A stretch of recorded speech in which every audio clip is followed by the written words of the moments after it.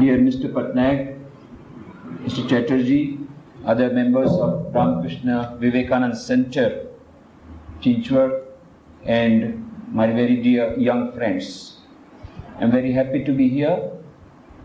This is my first visit to this institution. I had heard a lot about it, very prestigious organization and pioneers in the field of management.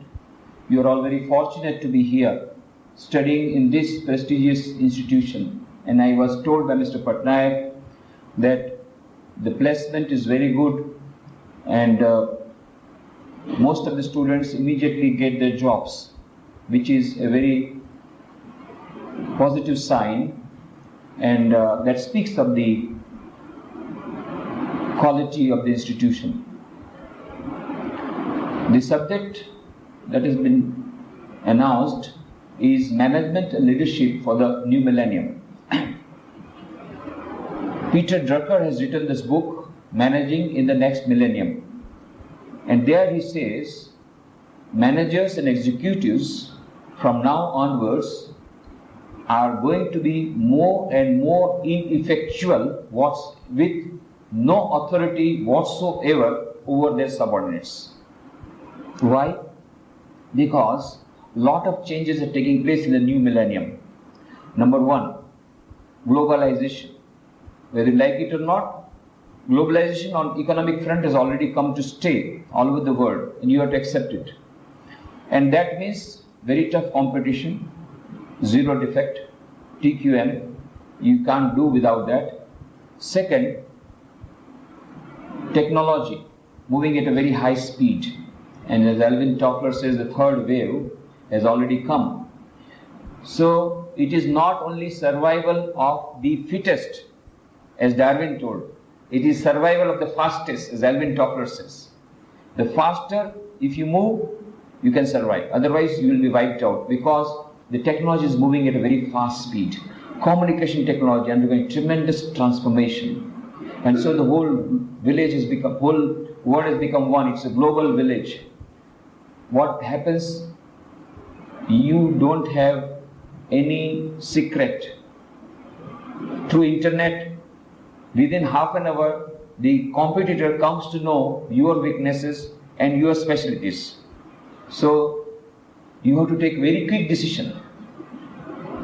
And that requires intuitive faculty of mind, holistic approach, intuitive faculty. And that is why Amsterdam-based management expert Emma Thiessen says in her book, The Rhythm of Managing, she says, if we do not have a paradigm shift in the field of management, we will have paradigm paralysis.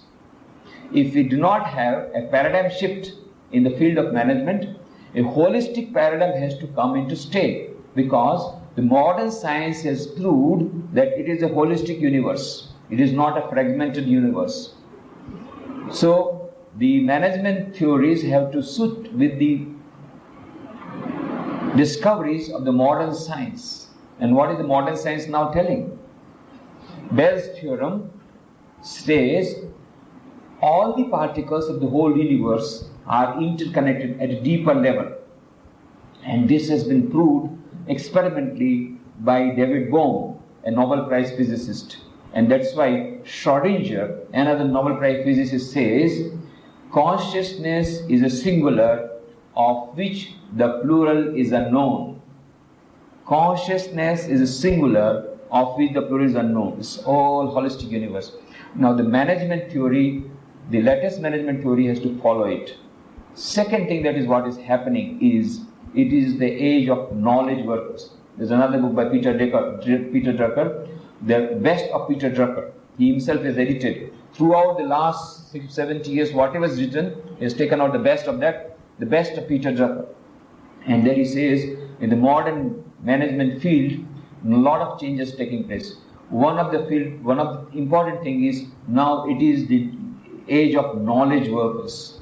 When it comes to knowledge workers, you cannot control the knowledge workers as you are controlling the other laborers, the other human resources. So, tremendous change in the form of control measures. You will become more and more ineffectual if you apply the old principles of leadership and management, they are now no more valid. So another leadership quality is coming in. That is Robert Greenleaf. You might have heard his name. And the name of this new trend of leadership is servant leadership. It's a new word coined and very popular in America. That is servant leadership. But it was practiced in India more than 3,000 years back. You know, Sri Krishna was following that servant leadership. He was the charioteer of Arjuna. But there, now they have caught up the word servant leadership. The more you can serve the people around, the better leader you will be. No more now commanding, because it's knowledge workers. Previously, 88% was the blue-collar jobs, 12% was the white-collar job people. Now the reverse trend. It is 11% is white-collar jobs. They are all knowledge workers, and only a few persons, that is 88% are the knowledge workers, and only 12% are the blue-collar jobs. And it may happen in some automotive industry gradually that there will be only 2 persons, what you are called blue-collar jobs. One, an operator to switch on and off the computers, and second, gatekeeper to close the door, gate and open the door. That's all. Rest all knowledge workers. How do you control knowledge workers? Because they are sometimes more intelligent than you. So that is why a new trend is coming, servant leadership. The person who will be able to serve others, he only will become successful. Another thing that is coming in is value-based management is becoming important.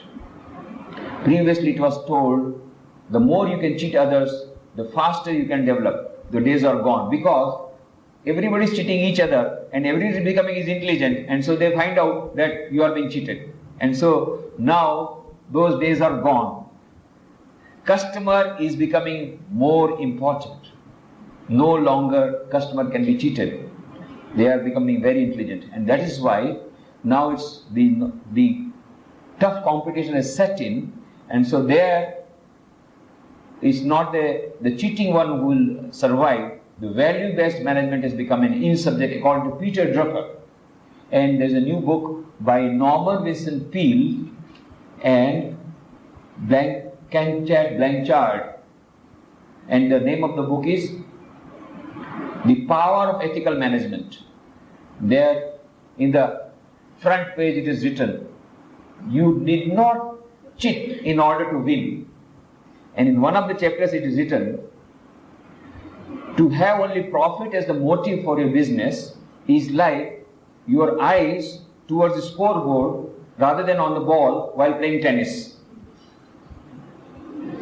So only for looking for profit in the company, not looking for customer, not looking for quality, not looking for social service, not looking for environment, is like playing tennis with your eyes on the scoreboard rather than on the ball.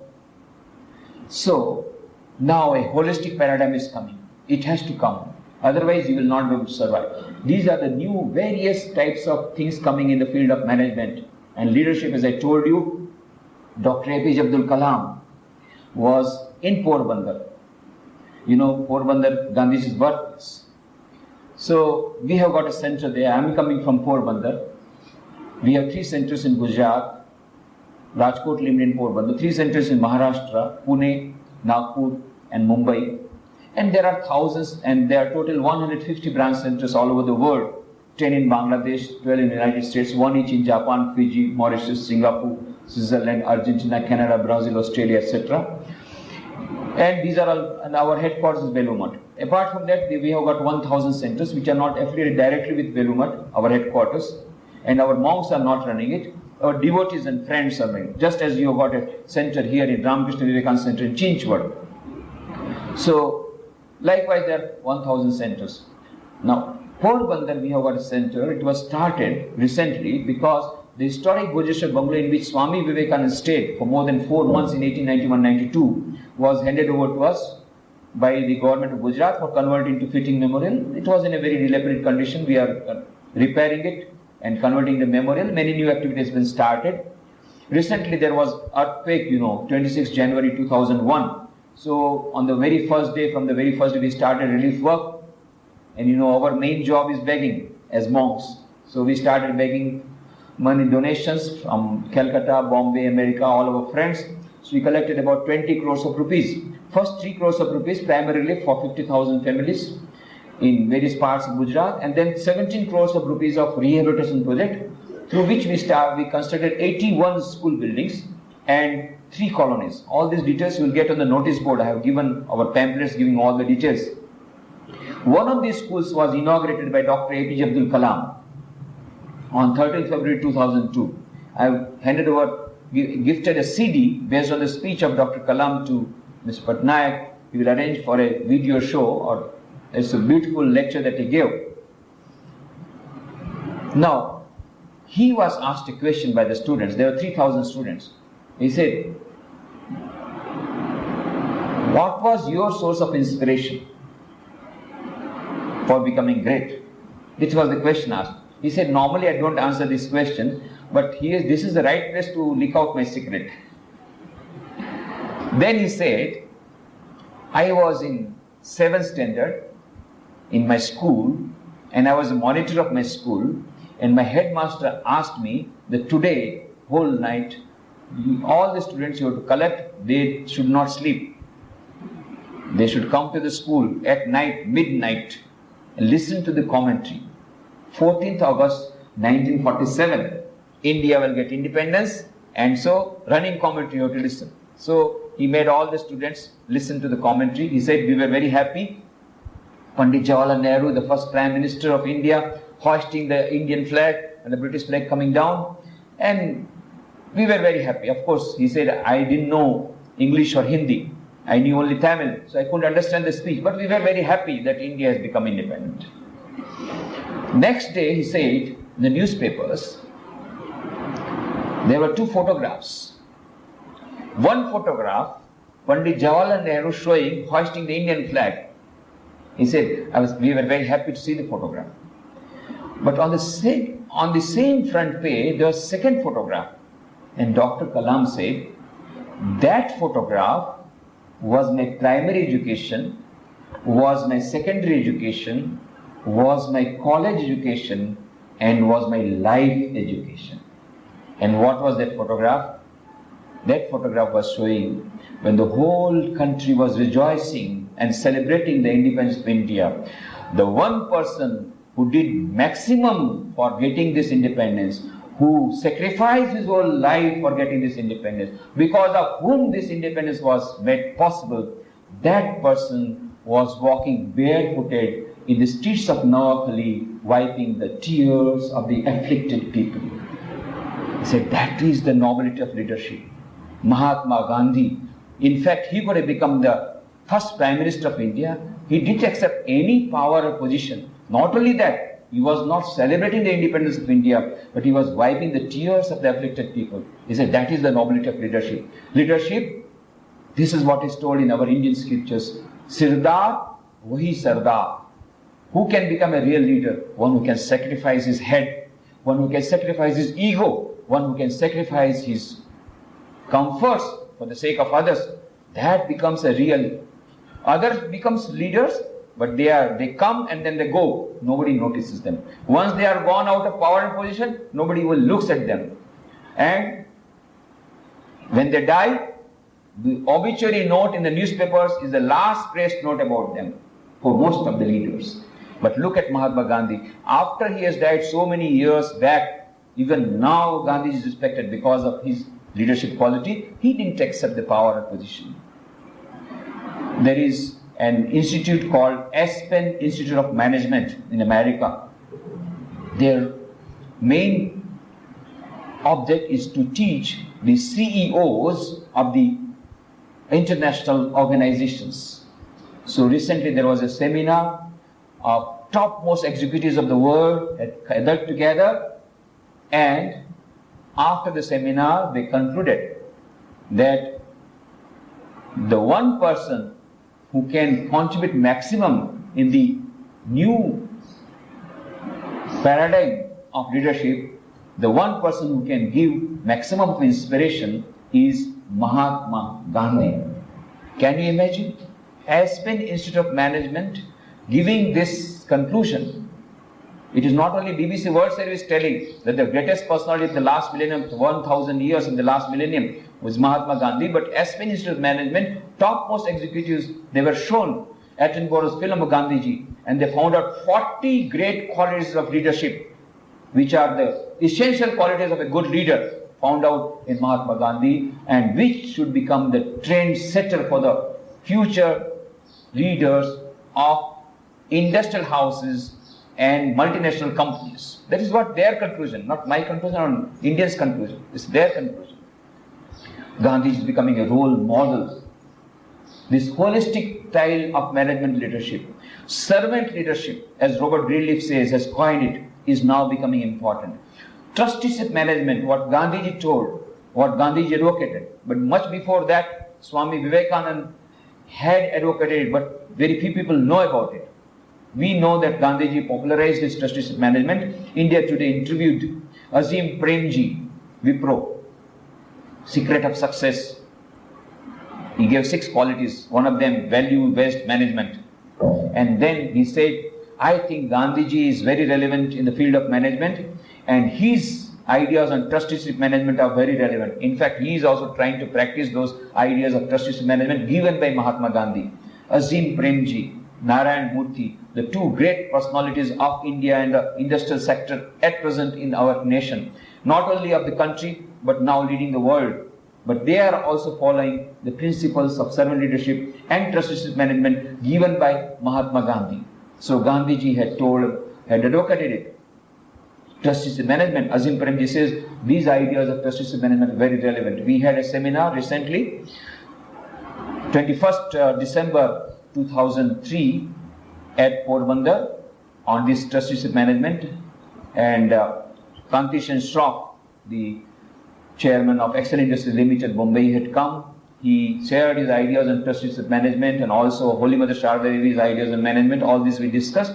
That CD also I'll try to pass on to Patnaik. You can see it. But this trusteeship management was first popularized by Gandhiji in our country, but many people do not know that it was first advocated by Swami Vivekananda. Though the seeds of this trusteeship management are in our scriptures. Ishavashopanishad says, Ishavas midam sarvam yatkincha jagatyam jagat tena tyaktena bhunjitha maagridakasya siddhanam. The whole world is permeated by the same supreme consciousness. As Schrodinger says, one super consciousness permeating the whole universe. And that's why, because it is permeated by the same consciousness and is a holistic universe, so don't covet anybody's health, anybody's wealth. Enjoy, but not at the cost of others. This is the message of Ishavashopanishad, and this is the message of trusteeship management. It says Swami Vivekananda.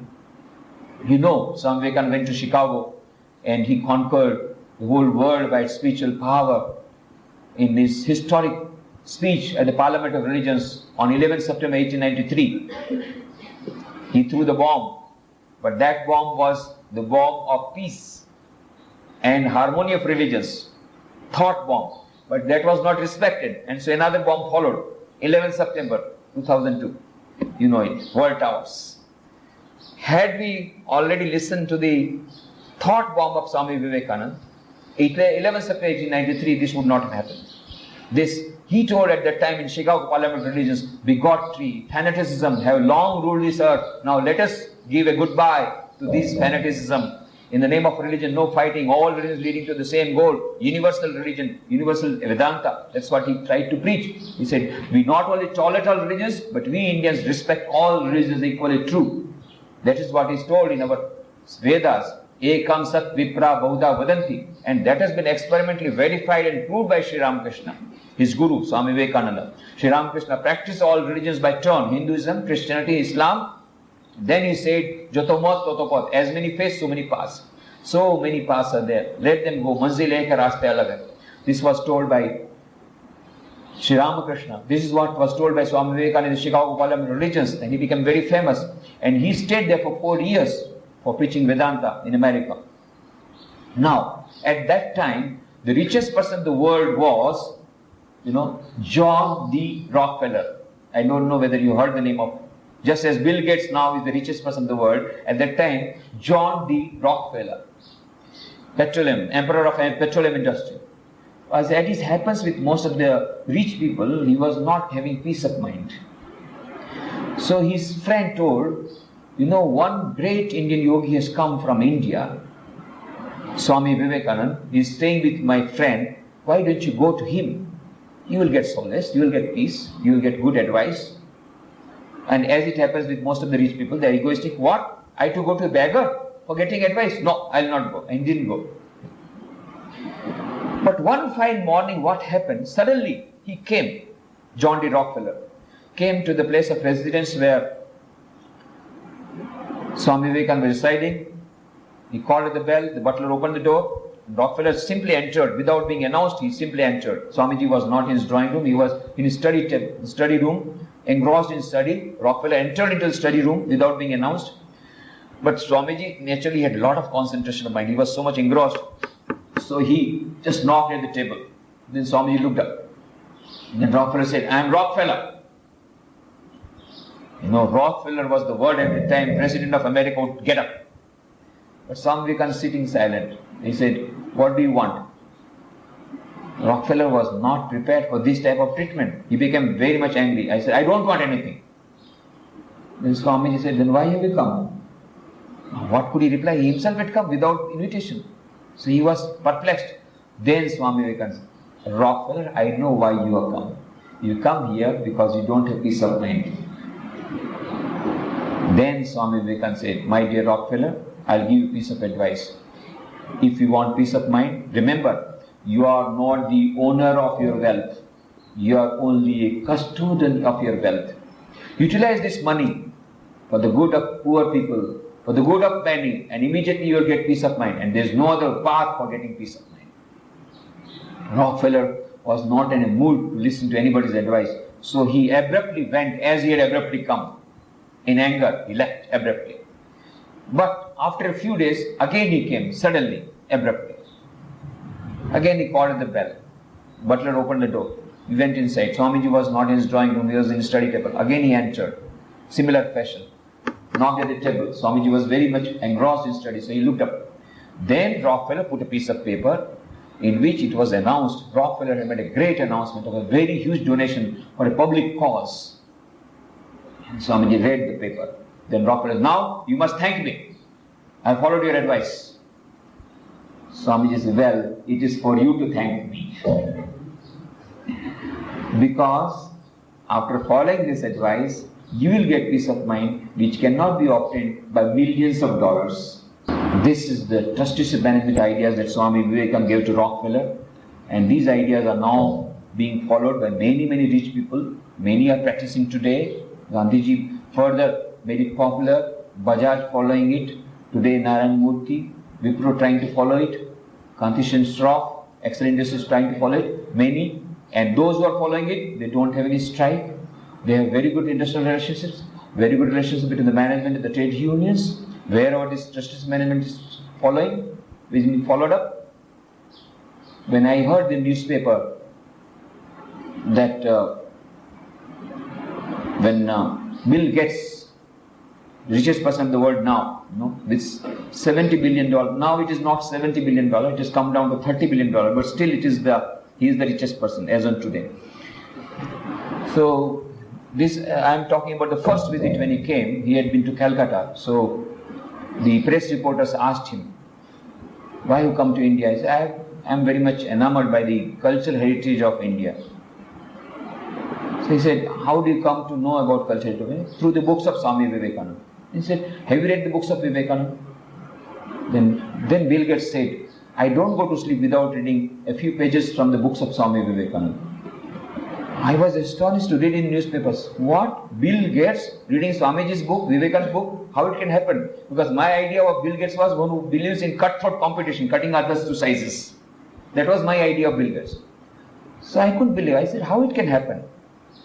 Reading the books of Swami Vivekananda, cutting the throat of others. It can't be.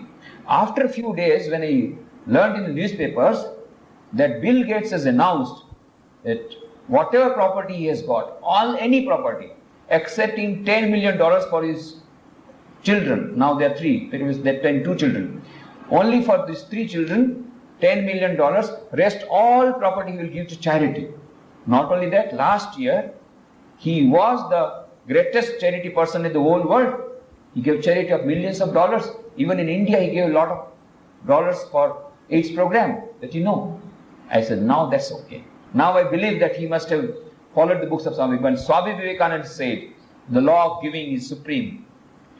At long last, you will understand that unselfish is more paying in the long run. And I now believe that Bill Gates must be following, must have read those books of Swami Vivekananda, must have read those letters, in which one of the letters Swami Vivekananda writing to Prince of Mysore, Maharaj of Mysore, he was his disciple. My dear Prince, this life is short, the vanities of this world are transient. In this short life, they alone live who live for others, the rest are more dead than alive. So Rockefeller must have read this, Bill Gates must have read these papers, these lectures of Swami Vivekananda, the thoughts of Swami Vivekananda. Anyway, this holistic paradigm, this holistic management, principles of trusteeship management are the need of the hour today and are coming in. Value-based management is an in subject now, as I told you. Holistic management is an in subject now. The fourth wave is already coming in. The first wave in the field of management was the British style of management.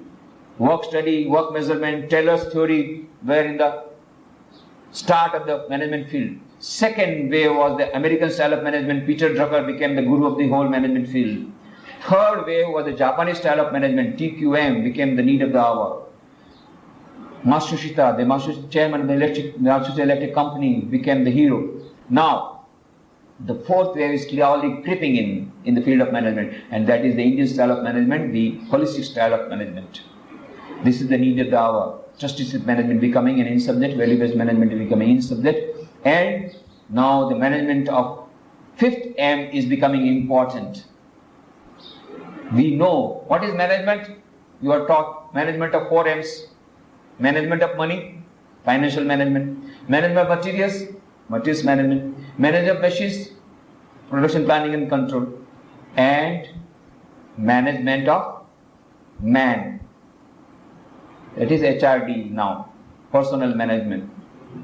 But the fifth management is now more important, without which the other field of management is failing. What is that fifth M? Management of? Management of mind. Yes, management of mind. Minister of Health Japan has brought out the figures. 42% of the executives of 44 years and above are suffering from mental disorder. 100 new mental hospitals opening on an emergency scale. New books are coming up in Japan, America, Sweden, Switzerland, and they are bestsellers. And what is written there? How to commit suicide. Very popular books. No mental peace. Stress management is becoming very important. According to Chicago-based Research Corporation, now 40% of the companies in America are having regular courses on stress management. In India also.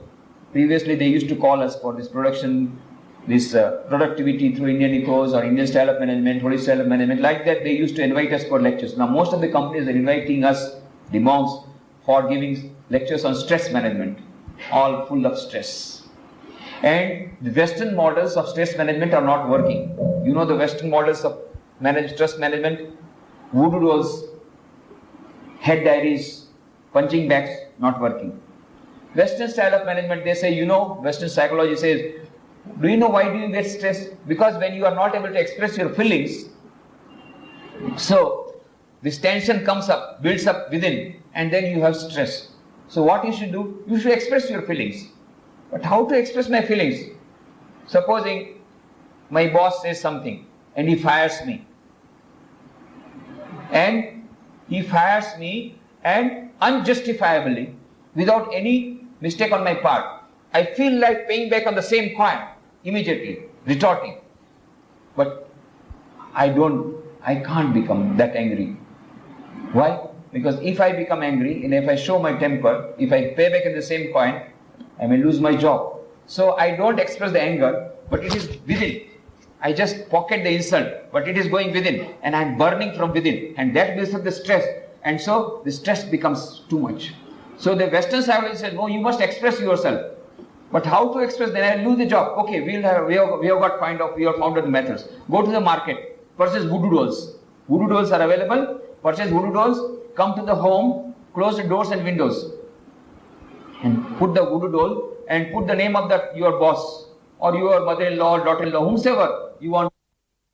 There are, of course, black pins for injuring seriously. And if you want to murder, red pins are also available. Red pin, murder! And so you feel so happy. You murdered your mother-in-law, so happy. You murdered your boss, so happy. And you have a nice sleep and all stress gone. But unfortunately, second day, again the boss is sitting in the chair, what to do? So, whatever you are expressing through head diaries, there are head diaries available. Whatever words you could not speak, go on writing down all sorts of nasty things about your mother-in-law, your boss and all that, about your friend. Go on writing nasty things. Or there are punching bags available. Close the doors and windows and go on punching with that person. Name written. But then these are all temporary solutions. So, for stress management now, they are turning to yoga and meditation. You must have seen 4th August 2003 Time magazine front page. There was a photograph of the person meditating. In the front page cover story was written, 10 million people regularly meditating in America now. Not for God realization, not for enlightenment. Not all are going for enlightenment. No.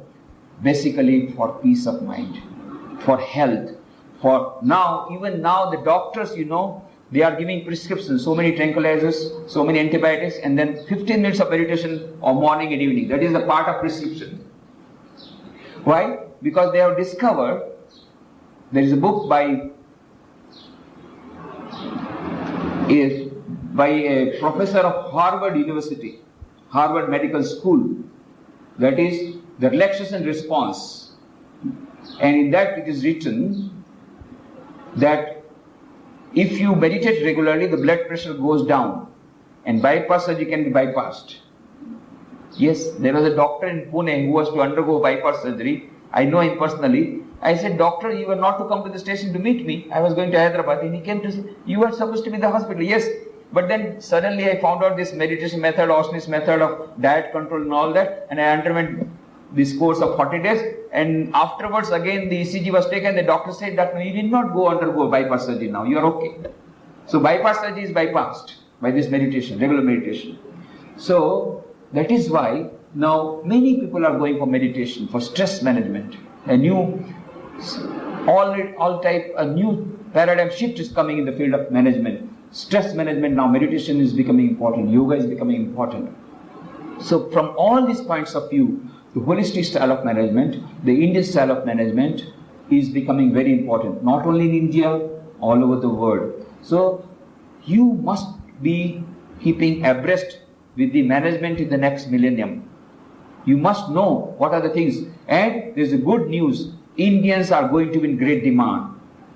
Great demand. The latest phrase that is running amidst multinational companies, if you want to have success, at least one of the top executive must be Indian. Then only you will get success. This is the phrase that is common in most of the multinational companies. Why?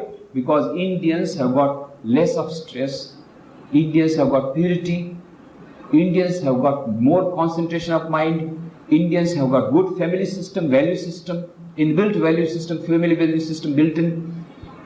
And of course, there are so many other advantages, great cultural and spiritual heritage available with us, because of which the Indian executives are making miracles all over the world in all fields, not only in technology, not in software, not only information technology, in the field of management everywhere. So you all have a very bright future. I have come to tell you only this thing. You've got a very bright future. Very positive approach should be there from you. You must work hard because there is going to be great demand from you. Dr. APJ Abdul Kalam said in Porbandar, by India 2020 Vision of the New Millennium, that book is written. And in Porbandar he gave all the details of the document that he has given of the development. That today's youths, why he's trying to meet all the youths? Swami Vivekananda said, my faith is the younger generation. It is the younger generation that will bring up the new India. Swamiji's dream was India will become number one in every field. In the economic field, in the field of management, in the field of course, culture and spirituality, and it will conquer the whole world by spiritual power. That was the dream. That dream has to be fulfilled by the youths of today. Because youths of the other times, of Swamiji's time, at that time, they fulfilled the first dream of Swami Vivekananda. What was the first dream? Independence of India. Mahatma Gandhi, Subhash Chandra Bose, Dr. Radhakrishnan, Jawaharlal Nehru, Chakravarti Rajagopalachari. See the exhibition here. You will find out how the great national leaders were all inspired by the books of Swami Vivekananda. And they loved the country, they sacrificed their life for the sake of the nation and brought independence for India. But now, the second dream of Swami Vivekananda is fulfilled, and that is conquest of the whole world by spiritual power. And Swami Vivekananda said, India, he was a visionary. He was not only an astrologer, but a visionary. He said, India will become great. And it will become so great, its past glory will fade into insignificance. On 16th April, last year, I was with Dr. APJ Abdul Kalam in the Rashtrapati Bhavan. When I told this, he said, what? Swami Vivekananda said this 100 years back? I said, yes. And I handed over this book, My India, the India Eternal. I presented this book. I said, in that incident is given. When Swami Vivekananda one day suddenly exclaimed, I have seen the pages of the history of future India of next 500 years. And what have you seen? I have seen India has become great. It has become so great, its past glory is fed into insignificance. He was very much excited because he also wants, Dr. Kalam also wants, by 2020 India will become great. But Swami Vivekananda already prophesied it. India is becoming great. And you, the youths, are going to make it possible. So a great responsibility lies on you. I have come here only to give you this message. Great responsibility is on you. But first thing you must realize, whenever you go to any country, they will ask you about the great spiritual culture heritage, because now everywhere spirituality is becoming most important. Everywhere. Richard Barnett, is a management consultant. He was a corporate leader. Now he has changed his business. And now he has become a spiritual advisor. And who are the clients? World Bank, Swiss Bank, spiritual consultants. Everywhere spirituality is coming in the field of management. Richard Barnett. His new latest book is Liberating the Corporate World. In the corporate sector, the spirituality is coming in. Gandhiji is becoming the role model for the leaders of future. And another great discovery that has been made is SQ. You must have heard about EQ. Have you heard? EQ, No? EQ? IQ, Intelligence quotient. Now, EQ was discovered in 1991 by Daniel Goleman. Emotional intelligence. He said only IQ will not be enough. If you want success, you must have emotional intelligence. What is that emotional intelligence? The capacity of controlling your emotions, directing your emotions, empathy, sympathy. Example, there is a manager, gold medalist, very good, very high IQ, but as a leader he fails. Why? Though he is very brilliant, he has got great knowledge, great IQ, only one weakness, only one bad quality he has. What is that bad quality? When he becomes angry, he throws paperweights at the subordinates. So nobody wants to work under him. So as a leader he has failed. Emotional quotient, EQ. Only IQ is not enough. EQ is more important. Now the latest discovery is SQ. Dana Zohar, the latest book is SQ, Spiritual Intelligence, the Ultimate Intelligence. So Dana Zohar says, now the modern science has proved neurologically, physiologically, biologically, psychologically, from every point of view there is a concluding evidence that there is something called SQ, which is the basis of both IQ and EQ. And what is IQ? IQ will tell you how to play the game of life. What is EQ? EQ will tell you how to play the game of life under changed circumstances with changed strategies. And what is SQ? SQ will tell you whether to play the game of life at all or not. And that's your choice. What is the meaning of life? Why I am playing this life? What is the purpose of this life? That is SQ. And for an executive's success, all the three are important. IQ, EQ and SQ. And how to develop SQ? Swami Vivekananda has given beautifully. He gave 100 years back. The word has been coined now, but he talked about this. What did he say? Each soul is potentially divine. The goal of human life is to manifest this divinity within. That is, developing SQ. Is to manifest this divinity by controlling nature, external and internal. Do this either by work, worship, psychic control or philosophy, by one or more or all of these, and be free. This is the whole of religion. Dogmas, rituals, worships, temples are but secondary details. So 4 methods: Raj Yoga, meditation; Karma Yoga, unselfish service; Bhakti Yoga, religion of love, loving God, the Supreme; and 4th is Jnana Yoga, that is knowing yourself. Who am I? Knowing the real self within, and that is reading good books, meditating on that. That is Jnana Yoga. So combination of 4 yogas will give you development of SQ. So development of IQ, EQ and SQ, all the 3 are necessary for getting success in everyday life. So these are all the great things, the great changes that are coming in the field of management and leadership. I have given you only a gist of the whole thing. I have not gone into the details of how value-based management and ethical management is becoming in subject, how spiritual management is becoming in subject. I have not gone into the details of this SQ, what Dana Zohar is told about servant leadership. Also I have given only an inkling what Robert Greenleaf has said. But from all points of view, 3 things are becoming clear. One, the 4th wave has come, that is the Indian style of management, the holistic style of management. Secondly, now SQ or spiritual management is becoming important. And third is value-based management is becoming important. And because of all these things, now Indian executives are in high demand. So all of you who are undergoing the training in management, you are going to be in great demand all over the world, because all over the world there is a great demand for the executives who will have not only IQ and EQ, but also SQ, who would have total personality development, not only external personality development, but total personality development. As you must have read in the book by Stephen Covey, The 7 Habits of Highly Effective People, that character ethics is more important than only personality ethics. There's a great change now coming in the field of personality development. So what we want is an integrated development of the personality, external development of personality, and also the internal development of the personality. Physical, mental, intellectual, and spiritual development of the personality. That will give you the total personality development. That will give you a real good manager and executive. That will give you the real success. Development of IQ, EQ, and SQ will combiningly give you that power, and also the practice of servant leadership will give you the real success in daily life, and also it will give you lasting fulfillment and happiness, and also peace of mind, which is not available to others.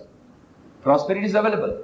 You know, Matsushita, the chairman of Matsushita Electric Company, started an institute called PHP and started a journal called PHP. What is PHP? P, prosperity, is a must. We must have latest models of cars, latest models of dresses, latest models of gadgets, of course, for happiness. Houses to live in, dresses, everything we want. Prosperity is a must if you really want to enjoy life. But then second thing is also important, that is health, both physical and mental. If there is no mental health, you are in the mental hospital, how do you enjoy the latest model car that you have purchased? So you will be in the mental hospital. So both physical and mental health is necessary. And third thing is necessary, peace of mind. That's why Matsushita had written the book, Not for Bread Alone. A man cannot live by bread alone. Bible says man cannot live by bread alone. An animal can live with bread only. A man cannot live without bread, of course. But man cannot live with bread alone. You know, he requires butter also. along with the bread. Not only that, some clothes also. Not only that, house to live in. Not only that, something else.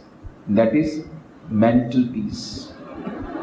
Without which his life will be ruined. Without which now many people are committing suicide. According to UNESCO report, 54% of the youths are not meeting natural death in America, Japan and Sweden. The cause of their death is suicide. No mental peace. AIDS, drug addiction, suicide. Indian youths they are now at the crossroads. You have to now think, what is our goal? Where do we want to go? Do we want to follow the trend of the American, Japanese and Sweden youths? You have to follow. You have to decide. What do you want? In Bengali, there is a beautiful phrase. Keu dekhe shike, keu theke shike, keu thekeo na shike. Some people learn, then the other person says, I will not go by that path. That is one type. Second type of person says, let me experiment, how do I feel after going through that path? And he goes to the path, falls down, gets a lot of injury, says, no, I will not go through that. And he doesn't go through that path. There is second type of person. He learns from his own experience. And there are third people, very intelligent. They fall down, they say, I will not go through the path. Again they go through the same path and fall down again and again. They don't learn even from their own experience. Keu dekhe shike, learning from others' experience. Theke shike, learn from one's experience. And thekeo na shike, third type, don't learn from their own experience. Three types of categories of people are there. Which category you want to belong to? First, second or third? First, second or third? Second, not first. Not learning from others' experience. You want to fall down and want to commit suicide. And want to also have drug addiction. Want to have AIDS and suicide. But when you commit suicide, how do you enjoy the life? So, this shows your wisdom. This is exactly what is happening with Indian youth. They said we will go to the second path. Let us also fall down like Western youth. Let us also have drug addiction. Let us also AIDS. Let us have commit suicide. Then afterwards we will start new life. How do you enjoy the life when you have ended the life? So, it's for you now to decide. First, second or third. There are some wise people who learn from others' experience. No. Here are the Western youth. They have gone blindly after materialistic Western culture. We must go for prosperity, but at the same time, we must have not only P, we must have H also, that is physical and mental health. And third, P, peace of mind. This is those who are wise. But those who are not wise, they will go for the second. No, let us also go through the same path by which the Western youths have gone. Let us also go for idiot box and drug addiction and disco and AIDS and then suicide. Then we will learn. But how do you learn after committing suicide? Let us see. See for yourself. Judge for yourself. I will not say, you follow me blindly. Don't become a flock of sheep. Be loyal. Swami Vivekananda's main message was be loyal. You have confidence. Don't try to blindly imitate Western culture. Don't try to blindly imitate Western youth. Yes, we must take good things from everywhere. We must take good things from even Western culture, Western civilization, from everywhere. Let Gandhiji said, I keep my doors and windows open, but I refuse to be blown off. I keep doors and windows open. Swami Vivekananda said, what we want is Western science coupled with Vedanta for our nation development, for our youths. Both should be there. Scientific, technological development of the West combined with spiritual spiritual Vedantic culture. But if we blindly follow the Western culture, what will happen? It is happening. The